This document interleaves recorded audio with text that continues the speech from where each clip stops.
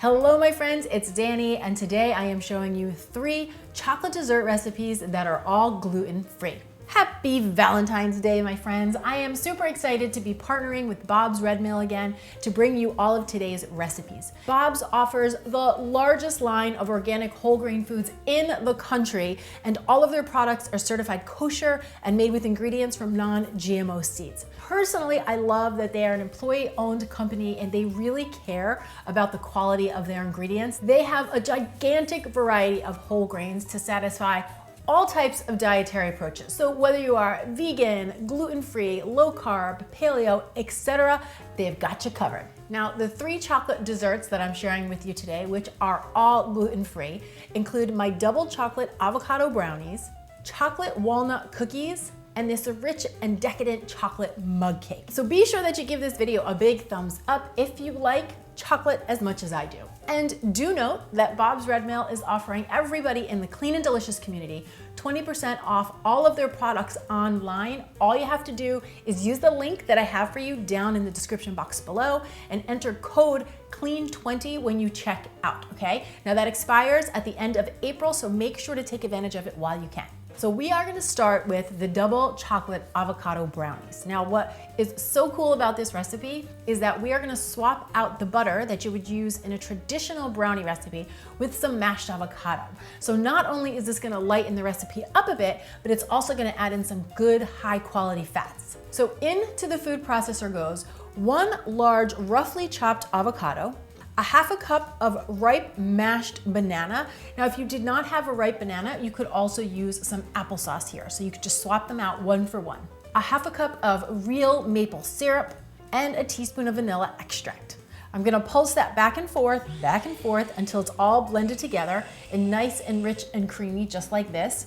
Then I'll just transfer this into a nice big bowl and add in 3 eggs, half a cup of Bob's Red Mill organic coconut flour. Now, coconut flour is a delicious, nutritious alternative to wheat and grain flours, so it's perfect if you're doing any type of grain or gluten-free baking. And because it's so rich in dietary fiber, you're gonna see that most recipes that use coconut flour will also call for extra eggs, just like this recipe. Then we're gonna just finish this with a half a cup of unsweetened cocoa powder, a 1/4 teaspoon of kosher salt, and a teaspoon of baking soda.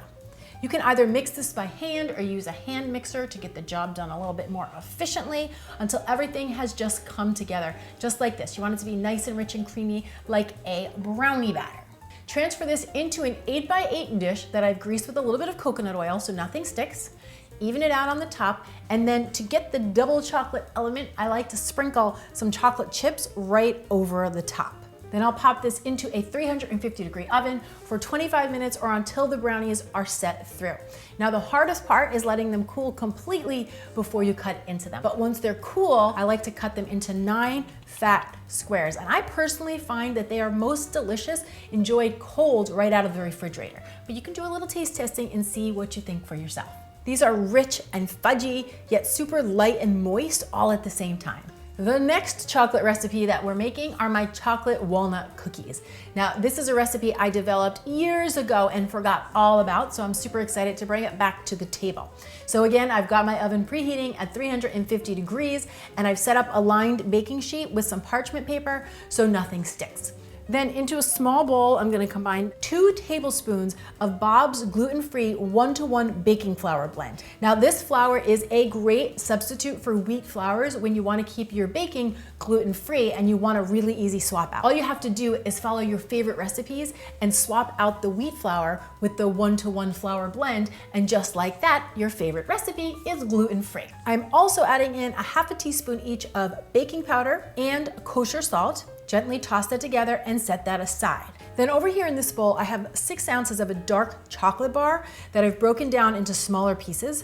And I'm just gonna pop that in the microwave until it's melted down and nice and smooth and creamy, just like that. Again, I'm gonna set that aside and let it just cool down a bit while we combine a few more ingredients. Here in a nice large bowl, I have 2 eggs.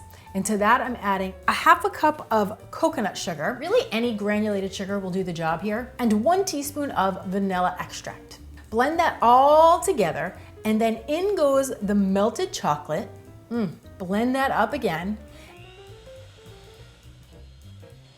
And then finally, our flour mixture. One last mix until you've got a nice, rich, creamy batter like I have here. And then I stir in a ½ cup of chopped up walnuts. Go ahead and mix that until all of the walnuts are distributed throughout the batter and you're ready to make your cookies. Now, the first thing you're gonna notice is this batter is super rich and thick. So what I like to do is just keep some water on hand so I can keep my hands moist. And then I scoop about a heaping teaspoon of the batter into my hands, roll it into a ball and just flatten it out a bit. Get that on my baking sheet, push it down into like a disc shape, and then continue until you've got 12 cookies on the sheet. Pop that into your oven and let them bake for 8 minutes, then bring them on out, transfer them to a wire rack so they can cool, and make a few more cookies to finish off your batter. I usually end up with about 16 cookies. These cookies are rich and chocolatey in flavor while being really light and almost cake-like in their texture. That's from the coconut flour. Plus, I just love the little crunch we get from the walnuts. It's the perfect combination. So good.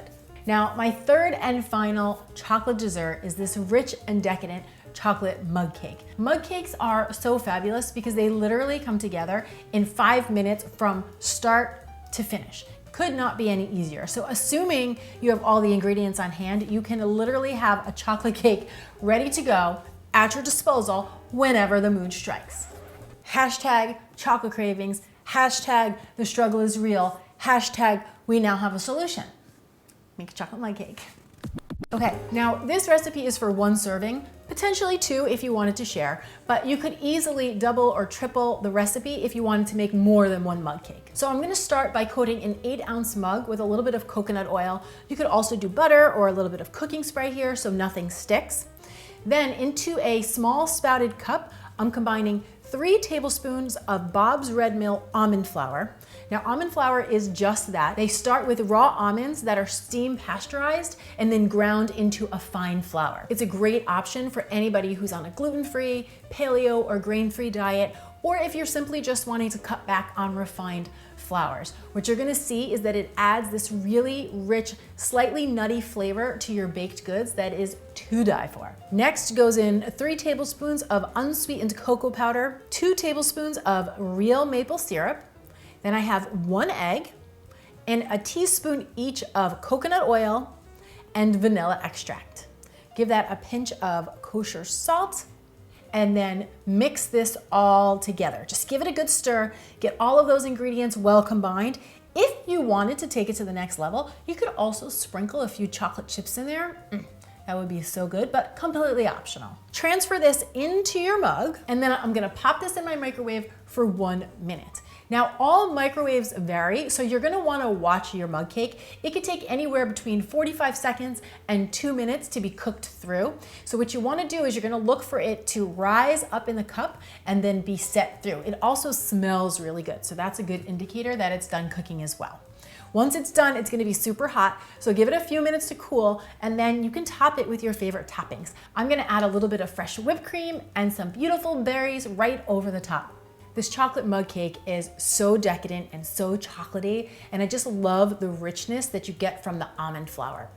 So good. So there you have it. 3 super easy, clean and delicious, gluten-free chocolate dessert recipes for Valentine's Day or for any day of the year as far as I'm concerned. Now, of course, I'm very curious, which one do you think you will try first? Come on down to the comments below and please do share. And don't forget that Bob's Red Mill is offering everybody in the Clean and Delicious community 20% off all of their products online. So all you need to do is use the link that I have for you down in the description box below, and then when you check out, enter code CLEAN20. This does expire on April 30th, so make sure to take advantage of it. Thank you all so much for watching. I'm Danny Spies, and I will see you back here next time with some more Clean and Deliciousness. Cheers! Everybody in the Clean and Delicious community,